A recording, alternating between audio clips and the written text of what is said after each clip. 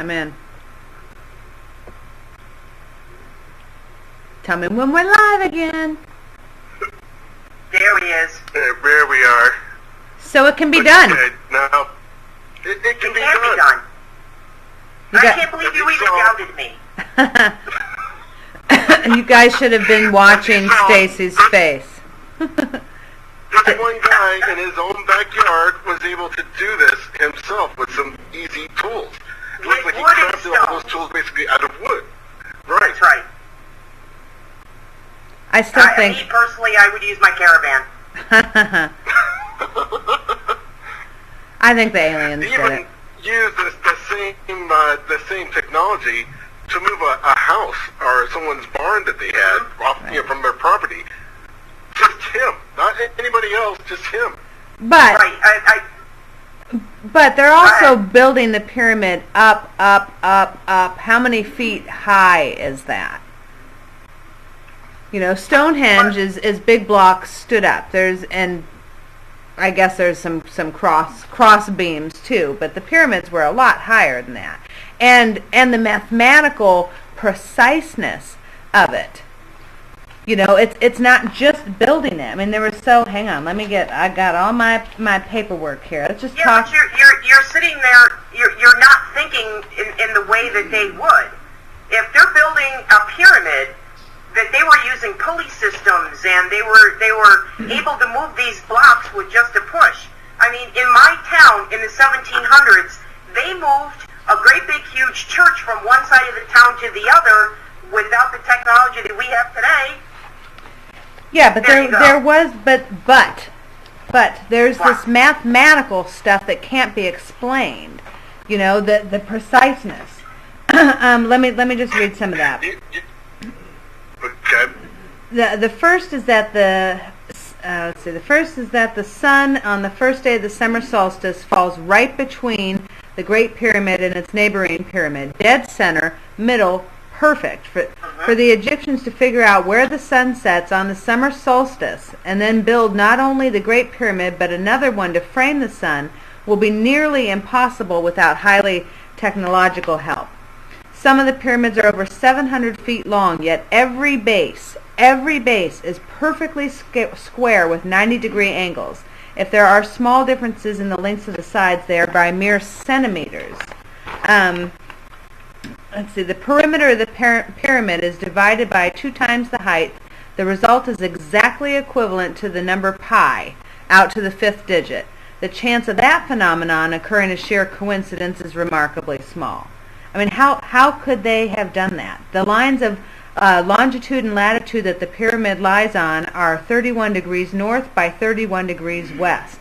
Is it just coincidence that these numbers are the same and are the same 2 longitudinal lines that cover the most combined land area in the world? The pyramid is the center of all the landmass of the entire Earth? How would they have done that? So okay, we can say they can crack some squares out of stones and move them without machines, but to do all of that other stuff? Yeah, but what makes you think, I have to go back again, is how do you know that they did not have help? I'm saying maybe from aliens, but from other civilizations that they got it right the first time. You know, if you look at the longitude and latitude, and you see that there's a pattern to it, they had to have had help. They could not have just pulled this out and say, okay, we're going to build it here without having help. Right. Here's some good empty space. When you say help then, well, hold on, Michelle. When you say help then, Stacey, are you referring to possibly an ancient civilization that was here on Earth? I'm saying either from an ancient civilization or it could have been aliens. I mean, I've really changed my mind about this whole alien thing. If you would have said to me 2 years ago that the aliens had something to do with our evolution, I would have said, okay, whatever. But I really think that the evidence points to it. I think that we got help. If like, here's another example.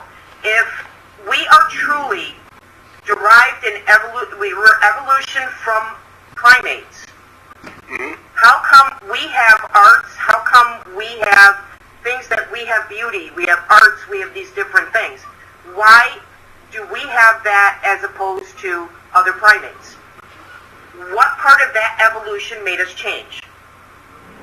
I think we had help in that. And I'm right there with you. Just, even a year ago, I don't talk about aliens. Anybody who knows me know that's the joke. Don't talk aliens to Michelle. She don't want to hear it. Right. I think there's something to it. Well, okay, so let's... honest to God, I think there's something to it.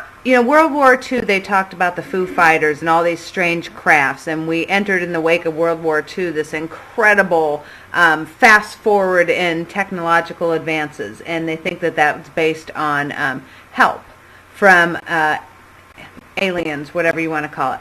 So if they were helping, why did they stop? Or have they stopped? John brought that up. John brought it up, and Paradoppler brought it up in the chat rooms.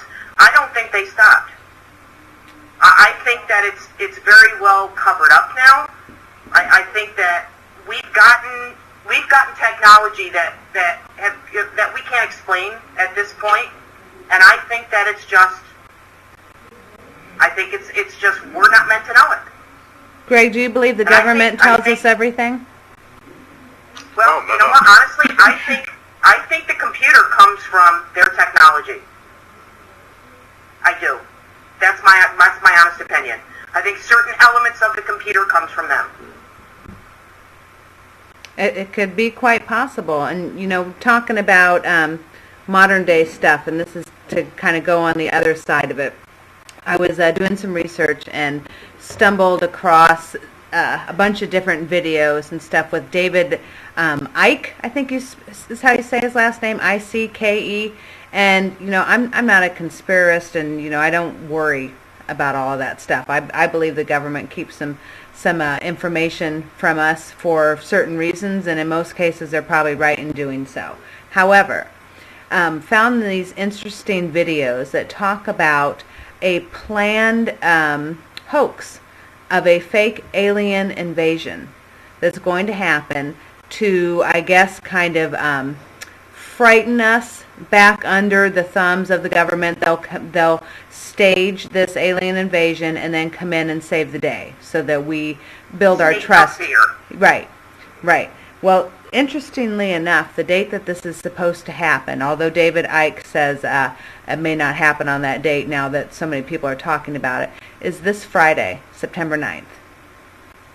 Nice. Okay. And I believe that he felt it was going to happen over New York City. Now, I know that prior to Hurricane Irene arriving, many people were calling in, videotaping, had witnessed crafts in the sky or unexplained lights and movement in the sky. And all over the place. And if you Google now or YouTube the news talking about UFOs, it's popping up a lot more, and it's not the joke of the hour on the news shows. Right. So, and you're talking just everybody is getting video on their iPods or their telephones of these lights going around. Brooklyn, Queens, Manhattan, broad daylight, night, doesn't make a difference. What was it, Japan? Just the last couple months. And wasn't it Japan not within the last year or something with they didn't even I'm losing my words. The pilot didn't even want to take off because of stuff that they were seeing. That they shut down the entire, I think Tokyo, don't quote me on that, shut down the entire airport for unexplained stuff in the sky. Right. I didn't hear that. Yeah, that's a pretty good Chicago. one. Yeah, yes. In Chicago a couple years ago. And recently, just in the last couple weeks, Chicago sightings. Yep. I think there's something to it. Do you think that those sightings are actually alien? Or are they predecessors of what the government might plan to do? And they have the technology to broadcast stuff into the sky. Right. And they do. There's no doubt about it. Is it government? I don't know. To be honest with you, I don't know. But it is the government's way to put state of fear to keep us in check the way we are right now. Right. Ever since 9/11, it's been this state of fear stuff. Well, and Reagan said a couple times, in front of everybody and on camera to the world, that he often thought, what would happen to all of us in the world fighting, different countries fighting each other, if there were an alien invasion, that we would all come together real quick like. Right. Independence Day. The movie Independence Day is based upon that. Yeah, that's what I heard too. Yep.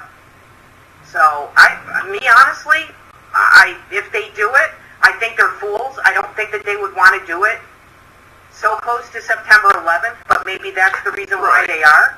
Right. 10th anniversary. It's been 10 years, oh my gosh, let's give them something else to think about. Right. I don't know. Right. Because look what happened. Look what happened when 9/11 happened, and definitely we are on the heels of the 10th anniversary, and all of the people who lost their lives and their families are close in our heart and thoughts right now. But look what happened to the world when that happened, or to the United States, I should say.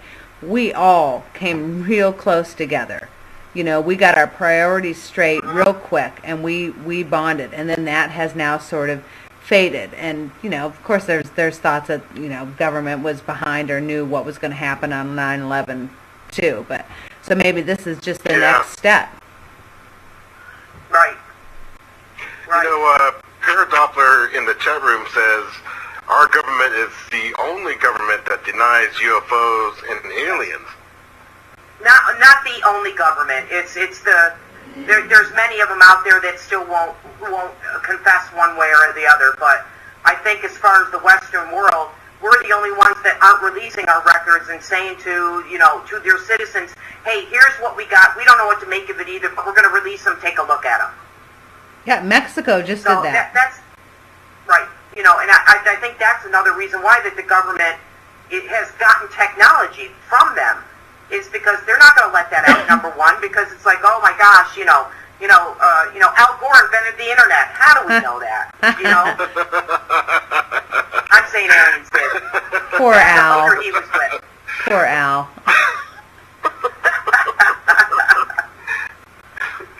Oh, that's funny. So.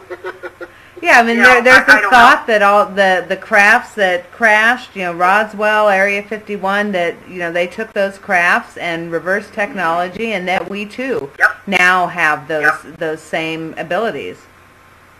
Right. And it took that long for us to figure out their technology.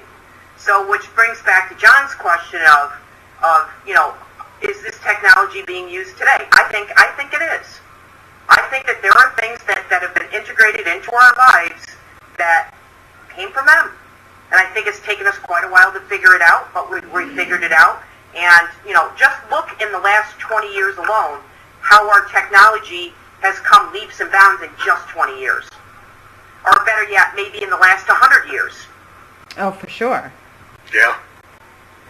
So, are humans smart? Absolutely. We're smart people. We really are. But I think there's certain things out there right now that I think it was given to us. I think that's the way it was. Just like the technology was given to them to build the pyramids or build these things that they needed to have. So do you think that do you think there's been some sort of treaty, Petey, or something signed? I know I was reading about Eisenhower supposedly met with an alien and talked about, do we go forward with this or not? And then they signed something saying we'll hold back. We're not going to interfere unless you get to the point where you're about ready to lose the world. Right. Which goes back to like some of the people from MUFON. I asked them straight out, why are they here? And they think it's kind of like a gas station. They kind of step by, they see how we're doing, they see what's going on, and they take off. I think they're going to be here if we need their help. They'll be here. For example, talking to Travis Walton, who was the guy from Fire in the Sky. The aliens he described were human. They were humanoid, and he thinks that he was shot with this ray from the craft. He doesn't think it was on purpose. He thinks it was an automatic defense weapon, on this craft, and when he woke up, there was humans around him, humanoid people. They looked like him. And that brings us to the question of, is if we are created in God's image, how do we know that aliens are not our gods? So it's an interesting concept because, because they do guys, anal probing. That's how we know. Yeah. That's how we know. I asked Travis about that. I asked Travis if he got anal probed. Well, he of course, remember, I didn't. But what he did say is he very rarely ever gets sick. He said he cannot remember the last time he was sick with anything. Says I don't remember if they anal probe me, but I did wake up with a phone number in my hand.